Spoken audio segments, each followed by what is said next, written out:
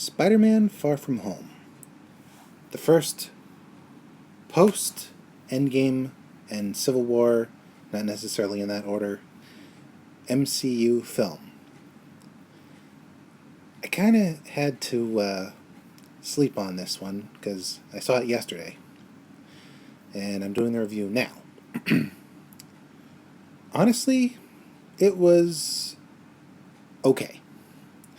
Once again, Tom Holland kills it as Spider-Man / Peter Parker. Zendaya is a new type of Mary Jane, or should I say MJ. The guy who played Pete's friend, still good. The rest of the cast, good. Jake Gyllenhaal surprised me as Mysterio. At first, he played sort of a superhero mentor type, but then his true colors came forth and he just went for it. No one can play a sociopath like Jake Gyllenhaal, except maybe Willem Dafoe. But I digress. Jake Gyllenhaal's Mysterio looked good and sounded good, and overall was just a really good character. I found it a little hard to get used to the fact that the fishbowl he's wearing was more not dome-like, more spherical and less dome-like.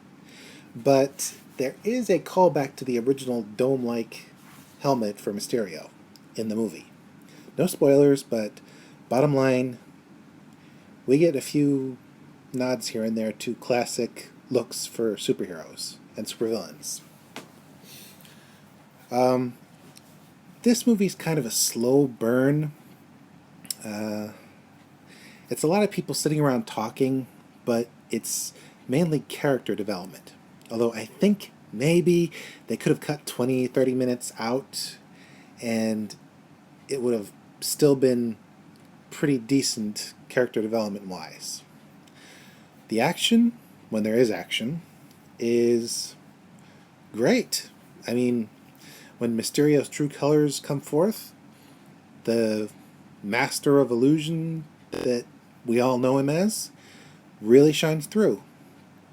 And poor Peter just gets beat up in this film. I mean, you see a kid literally get the heck beaten out of him. And that makes for an even more sympathetic Spider-Man, I think. Because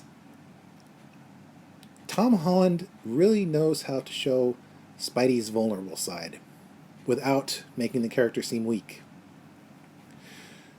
both in and out of costume. The effects, great. I mean, you can tell what was CG and what wasn't, but honestly, it just worked because of the character Spidey was dealing with. So, yeah. There was plenty of practical stuff, though. I mean,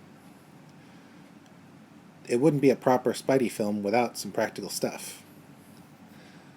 The comedy is hit and miss, but the suspense of what might happen, it really got me.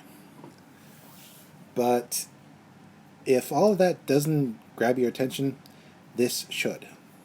The mid and post-credit scenes are must-sees for everyone, period. You don't want to miss what happens during the credits. I don't want to spoil it, so I won't, but bottom line, if you see this movie for anything, see it for the credits. Although, frankly, you should see it for the fact that it's a pretty decent MCU movie. Honestly, with the direction they took, I can't wait to see what's next. I wouldn't call this film awesome, but I wouldn't call it terrible. It was okay. Not the same level as Endgame, but of course, what would be Endgame? But Endgame. Overall, as a start of the post-Endgame MCU world, it's a bit of a stumbling start, but hopefully it'll pick up the pace soon.